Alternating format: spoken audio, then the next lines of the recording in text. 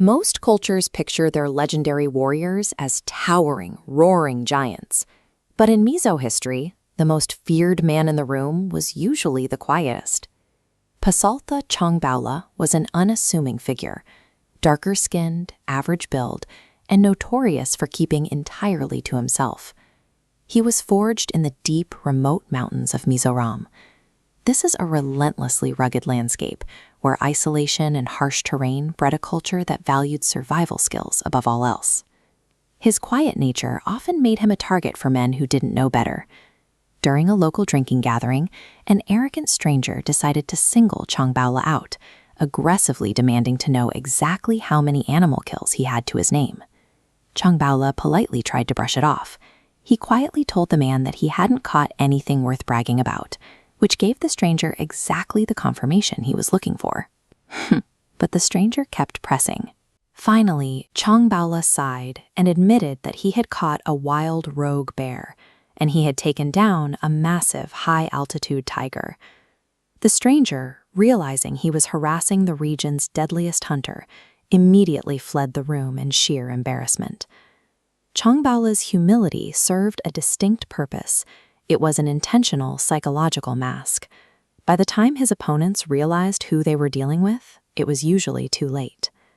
In Mizo culture, a Pasaltha is a highly respected warrior and the ultimate community protector. Chawngbawla proved exactly why he held this title during the historic raid on Sialmar. Following a successful strike, Chawngbawla's forces were forced into a tactical retreat.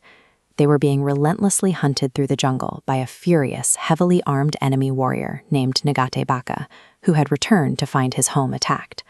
Seeing his allies panicking, Chawngbawla made a strategic decision. He separated from the main group, ordered his men to keep running, and positioned himself as a solitary rear guard. He engaged in immediate verbal warfare. Calling out through the trees, he explicitly warned Baka to turn around and stop chasing him, or he would face certain death. Baka ignored the warning and pushed forward. That was his final mistake. Chawngbawla stepped off the path, waited in the brush, and executed a perfectly timed ambush, shooting the enemy warrior dead as he came into view. Look at the raw, unforgiving mechanics of the historic flintlock rifles they carried, and you realize that survival relied entirely on one-shot precision. There were no second chances in these raids. In the thick of a pursuit, Chawngbawla used the enemy's own momentum against them. He understood that a man blinded by fury wouldn't look for a trap and was already in it. That psychological edge extended to close-quarters stealth.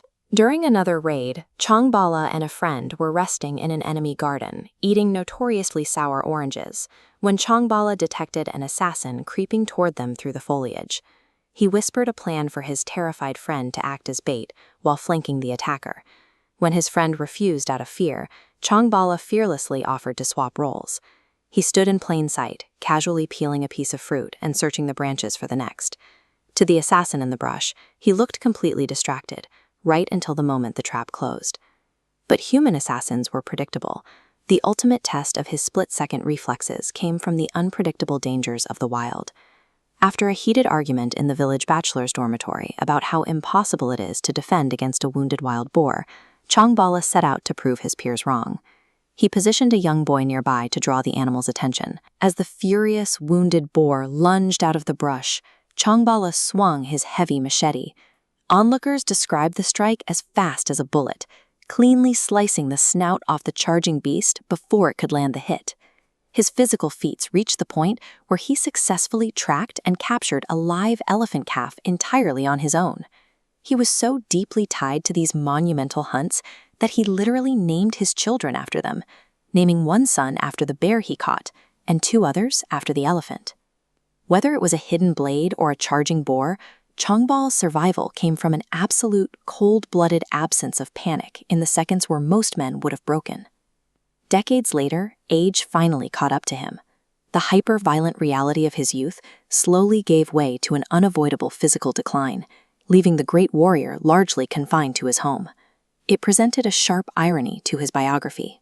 A man who had lived his entire life by the blade, the deep wilderness, and the gun, never actually fell to any of them.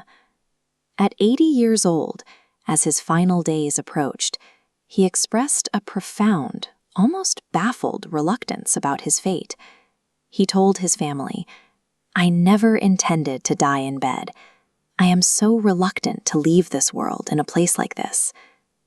Despite his reluctance, he left a massive cultural footprint.